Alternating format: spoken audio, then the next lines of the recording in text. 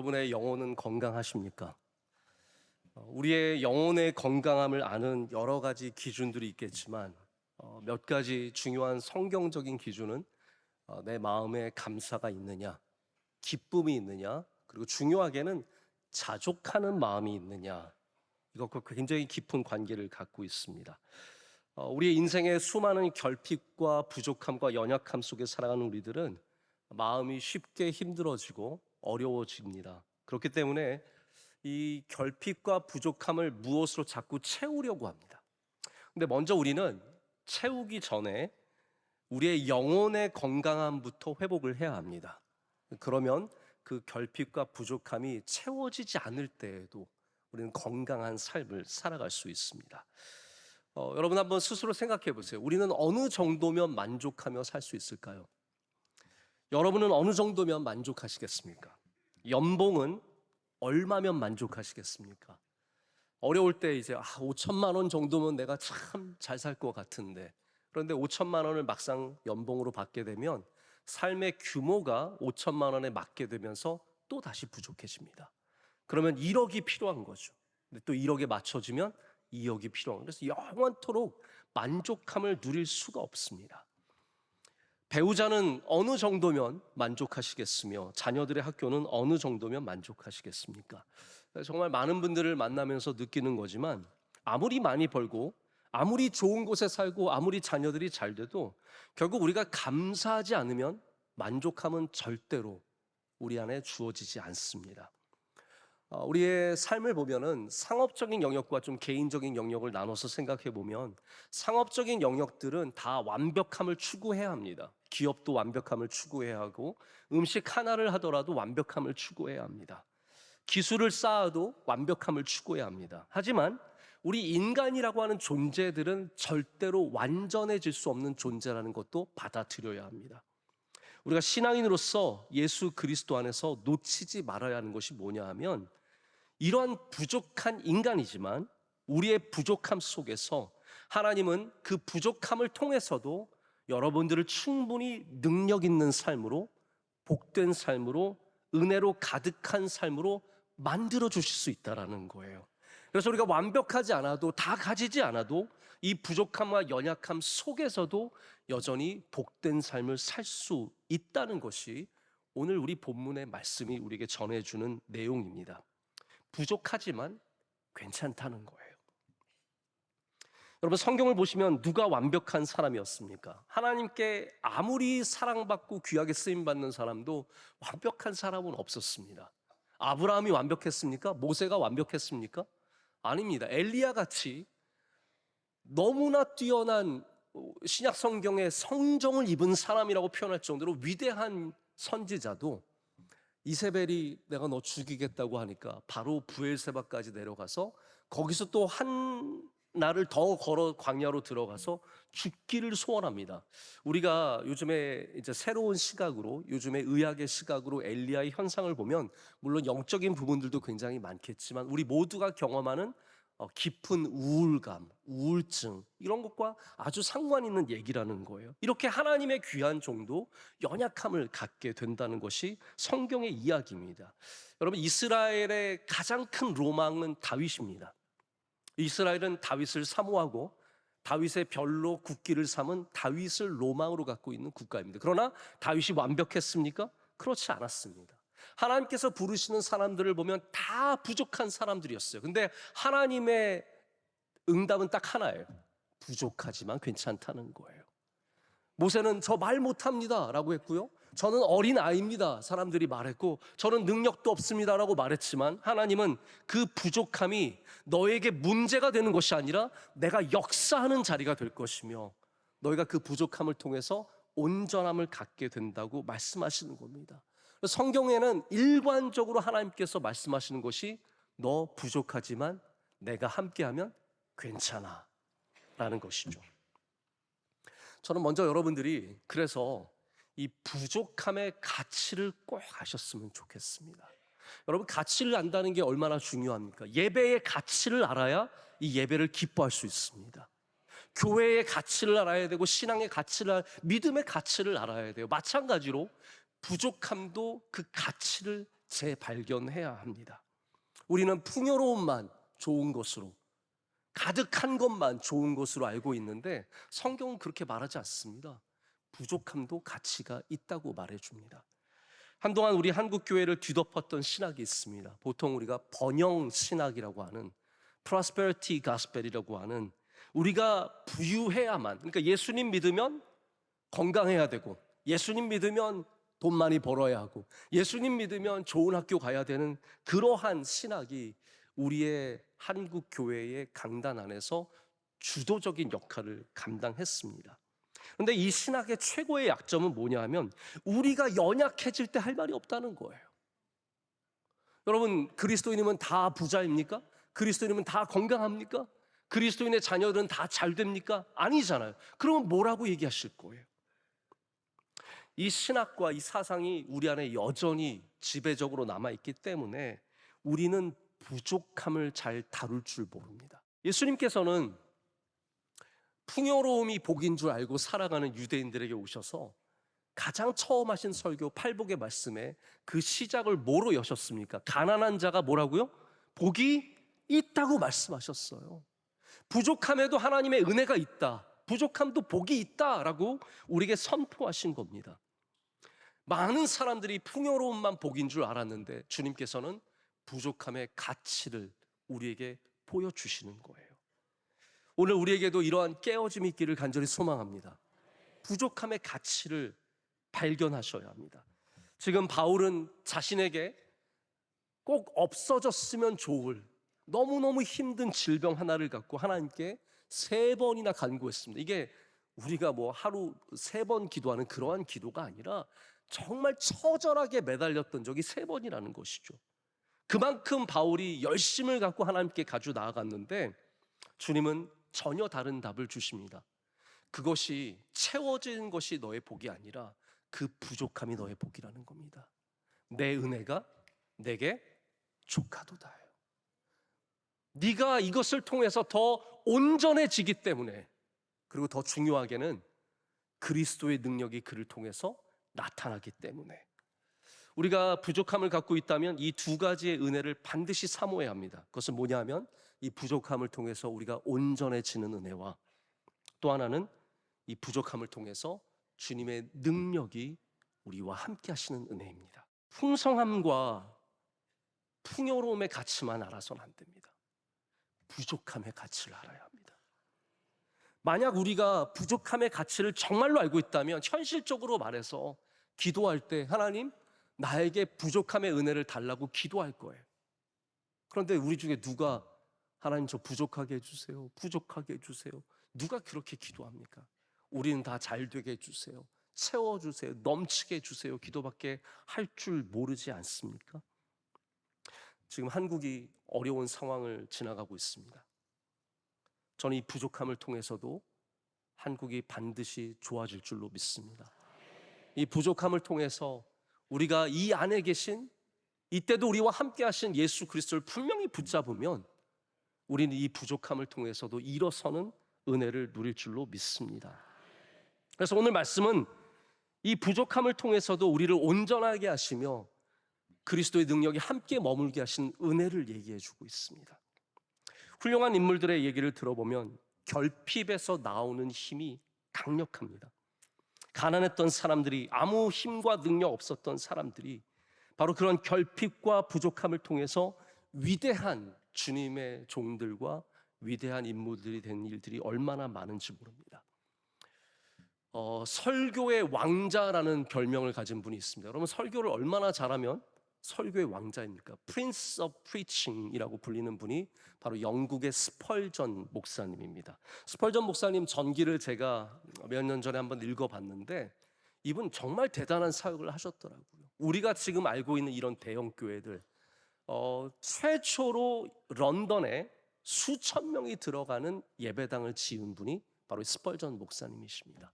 지금 마이크로 설교에도 희미하게 들리는 분들이 계실 텐데 이분은 마이크가 없는 시절에 육성으로 설교했는데 단 한 명도 조는 사람 없이 다 깨어서 듣는 거예요. 저는 아무리 외치고 아무리 소리 질러도 이분은 설교의 왕자라면 저는 설교의 수면제라고 할 수 있는, 비참하죠. 근데 제가 스펄전 목사님 이야기를 보면서 받았던 큰 은혜 중에 하나는 이분이 그냥 설교를 잘했다 그것만이 아니라는 겁니다. 항상 우리는 그림자에 어떤 일들이 있는지를 볼 수 있어야 합니다. 스펄전 목사님은 육신이 심히 허약한 분이셨습니다. 많은 질병을 갖고 있었고 때로는 요양을 가지 않으면 살아갈 수 없을 정도로 길게 요양을 가서 교회를 떠나 있었던 적이 아주 오랜 시간이 있을 정도로 힘들게 하셨어요. 그런데 그러한 연약한 몸, 하나님께서 여러분 귀하게 쓰시려면 건강한 사람 데려다가 말 잘하는 사람 데려다 쓰시면 좋을 것 같은데 하나님께서 일하시는 방식이 그게 아니더라고요.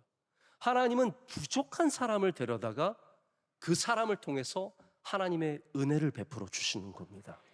그래서 제가 이 시대의 수많은 위대한 인물들의 얘기를 듣다 보면 스펄전 목사님과 겹치는 분들이 많아요. 그래서 런던에 갔다가 스펄전 목사님 교회 가서 말씀 듣고 회개하고 예수님 만나서 훌륭한 사람이 된 이야기가 넘쳐납니다. 그렇게 귀한 사역을 하셨던 분이지만 이분 역시 육신의 연약함을 갖고 사셨다는 겁니다. 여러분, 그래서 저희가 두 번째로 알기를 원하는 것은 부족한 곳에서 놀라운 열매가 맺힌다는 사실입니다. 제가 한번 새삼스럽게 내가 설교를 어떻게 준비하는가 좀 생각을 해봤습니다. 물론 제가 설교를 가장 긴 시간 준비하는 곳은 책상입니다. 사무실입니다. 그런데 가만히 생각해 보니까 책상만 제가 앉아서 설교를 준비하는 게 아니라 대부분의 설교의 감동과 은혜는 전혀 다른 곳에서 받을 때가 많습니다. 길을 가다가, 사람과 대화하다가, 아이들 재워놓고 다시 부엌에 나와서 식탁 위에서 설교를 준비하다가, 이럴 때 은혜를 받고 준비할 때가 참 많습니다. 이번에 제가 한 몇 개월 동안 해외를 자주 나갔다 와서 여러분께 굉장히 죄송한 마음이 많이 있습니다. 많이는 아니고 조금 있습니다. 근데 제가 비행기를 많이 타면서 참 어려웠습니다. 왜냐하면 이상하게 요 해외 일정의 대부분의 비행기가 다 연착이 됐어요. 뭐 3시간 연착이 제일 짧은 거였고, 한 번은 3시간, 한 번은 6시간, 한 번은 12시간, 뭐 가서 마냥 기다려야 하는 시간이 많았는데, 그래서 제가 우리 목사님들끼리 만났을 때 미국에 도착해서 제가 그런 얘기를, 이거 농담 삼아 우리끼리 한 얘기인데, 내가 요즘에 딜레이 귀신이 씌었다고 좀 기도 좀 해달라고 할 정도로 너무너무 연착을 많이 하는 겁니다. 근데 반대로 보자면 그 힘든 연착의 시간이 저에게 하나님의 말씀을 깊이 들어갈 수 있는 은혜의 시간이었습니다. 그때 새벽 예배 설교 준비도 하고 주일 예배 설교도 마음에 품고 얼마나 많은 은혜를 여기서 받았는지 모릅니다. 여러분, 우리가 많이 착각하는 게 뭐냐 하면 우리는 좋은 환경이 있어야 뭐를 할 수 있다라고 생각할 때가 많습니다. 학생들 같은 경우에는 좋은 책상이 있어야, 좋은 스탠드가 있어야, 조용한 방이 있어야, 좋은 환경이 만들어져야 공부를 한다고 생각을 하죠. 일하는 사람들은 좋은 사무실이 있어야, 그리고 가정들은 내가 좋은 집에 살아야 행복한 줄 알고 살아가는 거예요. 절대로 그렇지 않습니다. 제가 한번 아프리카의 이야기를 봤는데, 아프리카의 이 아이들이 밤이 되면 다 책가방을 메고 집 밖으로 나옵니다. 어디를 1시간 동안 걸어가요. 밤에 어디를 가나 봤더니 얘네들이 다 공항 근처를 가는 겁니다. 왜냐하면 집에는 불이 없는데 공항 근처 활주로에 가면 불이 있는 거예요. 거기에 공부하러 가서 거기서 책을 읽고 공부를 하는 거예요. 우리 애들은 불이 환하게 켜있는 방에 가서 애원을 하고 갈구를 해도 공부 안 하는데, 얘네들은 불이 없으니까 활주로까지 1시간 걸어가서 공부를 하는 거예요. 여러분 보십시오. 좋은 곳에서만 좋은 열매가 맺히는 게 아닙니다. 가장 부족한 곳에서, 가장 열악한 곳에서 오히려 좋은 열매가 맺힐 때가 참 많습니다. 바울은 절대로 모든 거 다 가진 사람이 아닙니다. 많은 것이 없었던 사람입니다. 그런데 그 연약함을 통해서 그는 상상할 수 없는 많은 열매를 맺는 삶을 가졌습니다. 여러분, 그래서 부족함이 우리의 막다른 골목이 아닙니다. 바로 그곳에서 가뭄을 통해서 열매를 더 달게 하시는 하나님께서, 더 어려운 곳에서 더 강한 나무로 길러주시는 하나님께서 반드시 여러분에게도 열매를 맺게 하시는 은혜를 주실 줄로 믿습니다. 가장 뛰어난 농구 선수 중에 하나인 코비 브라이언트라고 하는 선수가 있었습니다. 몇 년 전에 딸과 함께 헬리콥터를 타고 이동하다가 추락해서 다 함께 안타깝게 생명을 잃은 아주 전설적인 선수죠. 근데 이 선수가 오래전에 했던 그 인터뷰를 제가 우연히 보게 되었는데 이런 얘기를 하더라고요. 내가 점프력도 있다. 그러나 나는 최고는 아니었다. 나는 손도 크고 키도 컸지만 내가 가장 강력한 육체를 가졌던 것은 아니다. 내가 빠르기는 빨랐지만 정말 빠르진 않았다. 그러니까 어떠한 자기의 한 부분도 아주 뛰어나지 않았다는 거예요. 그렇기 때문에 자신이 더 기술을 익히기 위해서 훈련을 많이 했고 게임을 이해하기 위해서 공부를 많이 했노라고. 내가 훌륭한 선수가 된 것은 내가 다 가졌기 때문이 아니라 오히려 부족했기 때문에, 내가 가지지 못했기 때문에 더 열심히 해서 이 정도까지 된 것이라는 고백을 할 때, 우리의 부족함이 절대로 우리를 나쁘게 만드는 것이 아니라 우리를 좋게 만들 수 있다라는 것을 새삼스럽게 생각해 보게 되었습니다. 여러분, 그래서 세 번째로 말씀을 드리고 싶은 것은 여러분의 부족함의 문제를 반드시 영적으로 해결할 수 있어야 합니다. 기도해야 하고 하나님을 만나야 합니다. 부족함으로 그냥 통곡하고 울지 마시고 부족함을 들고 하나님 앞에 나아갈 때 우리는 하나님이 주시는 답을 얻을 수 있습니다. 바울이 오늘 가진 그가 갖고 있는 이 신체의 연약함은, 이 질병은 하나님께서 허락하신 질병입니다. 다시 말해서 하나님께서 다시 없애주지 않으신 질병입니다. 그것을 어떻게 알 수 있냐 하면 바로 하나님의 말씀을 바울이 받았기 때문이죠. 그가 기도하고 받은 응답이 무엇이었습니까? 내 은혜가 내게 족하도다예요. 이는 내 능력이 약한 데서 온전하여짐이라 라고 하나님께서 말씀하신 거죠. 오늘 제목처럼 부족하지만 괜찮아요. 부족한 거 내가 알아. 너 힘든 거 내가 알아. 그런데 괜찮아. 할 수 있고 너 더 잘 될 수 있어. 이렇게 말씀하시는 겁니다. 근데 이런 깨달음이 어떤 자포자기하는 마음으로 가진 그런 생각이 아닙니다. 우리 이솝의 우화 중에 여러분 잘 아시는 여우와 포도라는 제목의 글이 있습니다. 이게 어떤 내용입니까? 여우가 포도를 먹으려고 들어갔는데 포도 열매가 높이 있는 거예요. 그래서 막 따먹으려고 뛰다가 안 되니까 돌아서면서 뭐라고 생각해요? 저 포도는 실 거야 라고 생각을 하죠. 이게 어떻게 보면 자포자기의 마음입니다. 제가 볼 때는 그 포도 반드시 달았습니다. 그런데 내게 안 되니까 그냥 실 거야 라고 생각해 버리는 거죠. 그래서 자기 마음에 위로를 주는 겁니다. 이게 이제 우리 요즘 젊은 세대가 말하는 정신승리라는 거예요. 실제는 아니지만 그렇게 생각하는 거죠. 자, 바울이 이 병을 가졌을 때 그래, 뭐 이 병이 나를 더 좋게 만들 거야, 이렇게 생각한 걸까요? 그냥 단순히 긍정적으로 좋게 생각하자, 저 포도는 쉴 거야처럼, 그래 이 병이 나를 온전하게 할 거야, 그런 마음을 가졌던 겁니까? 아닙니다. 바울이 이 병을 받아들인 것은 내가 이길 수 없기 때문에 받아들인 것이 아니라 부족함을 통하여 역사하시는 하나님을 받아들인 겁니다. 피동적으로 운명으로 받아들여서 어쩔 수 없으니까 하자, 이게 아니라 이 안에 하나님의 은혜가 있다라는 것을 믿고 하는 거예요. 여기에 하나님의 능력이 있다, 여기에 예수 그리스도께서 함께 동행하신다, 이 믿음으로 받아들이니까 전혀 다른 얘기가 되는 겁니다. 여러분, 혹시 하나님께서 여러분에게 허락하신, 없애주지 않으신 연약함이 있다면 어쩔 수 없이 그것과 살아가지 마시고 그 안에 하나님의 능력이 있음을 믿고 살아가시기를 축복합니다. 이동원 목사님이 쓰신 하나님의 선물이라고 하는 책에 있는 이런 내용의 글이 있습니다.